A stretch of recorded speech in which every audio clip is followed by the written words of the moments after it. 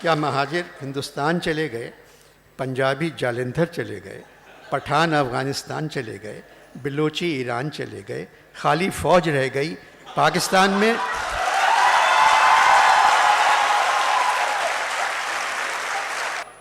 मीर की कुल्लियात जो मैं तरतीब दे रहा हूँ तकरीबन मुकम्मल हो चुकी है।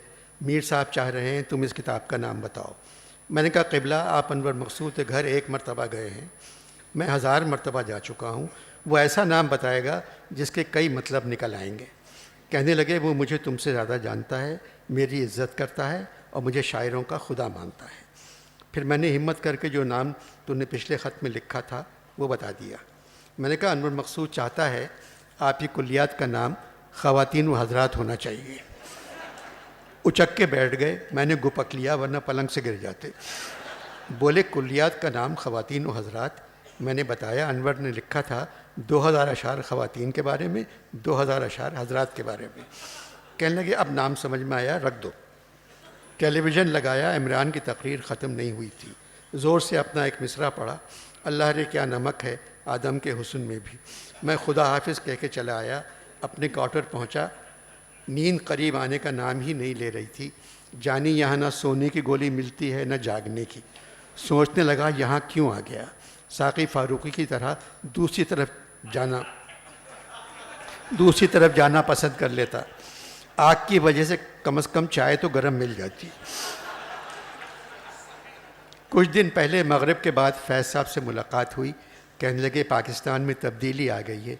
मैंने कहा मुझे मालूम है, अब लाहौर में मेला चरागां की जगह फैज़ मेला होता है। कहने लगे अदबी तब्दीली की नहीं, हम सियासी तब्दीली की बात कर रहे हैं, नए पाकिस्तान की।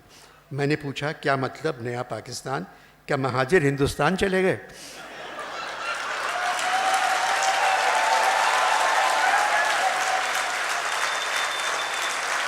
क्या महाजिर हिंदुस्तान चले गए, पंजाबी जालंधर चले गए, पठान अफ़गानिस्तान चले गए, बिलोची ईरान चले गए, खाली फ़ौज रह गई पाकिस्तान में?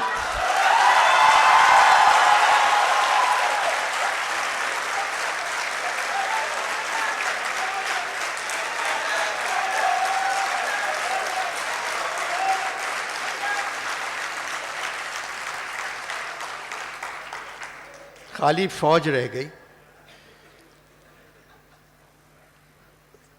पाकिस्तान में वो तो शुरू से थी, फिर नया पाकिस्तान कहाँ से आ गया?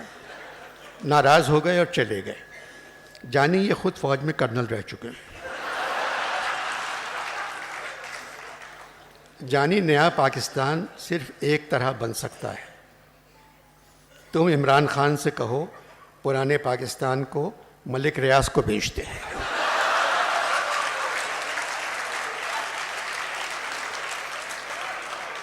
और नया नाज़माबाद के पीछे नए पाकिस्तान की बुनियाद रख दे। पुराना पाकिस्तान भी कराची से शुरू हुआ था, नए पाकिस्तान को भी कराची से शुरू होना चाहिए।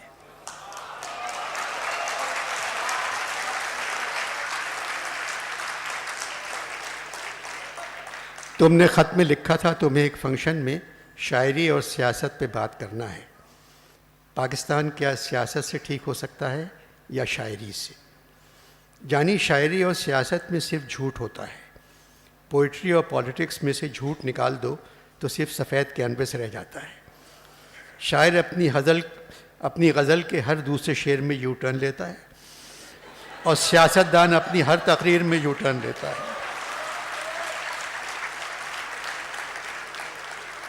बस एक बात ज़रूर कह देना, अच्छे शायर के लिए अच्छा इंसान होना ज़रूरी नहीं है, मगर हर बड़े सियासतदान के लिए अच्छा बेईमान होना बहुत ज़रूरी है। इमरान ईमानदार हैं इसीलिए मुश्किल में हैं। अब बचा क्या? पाकिस्तान सियासत से ठीक हो सकता है या शायरी से?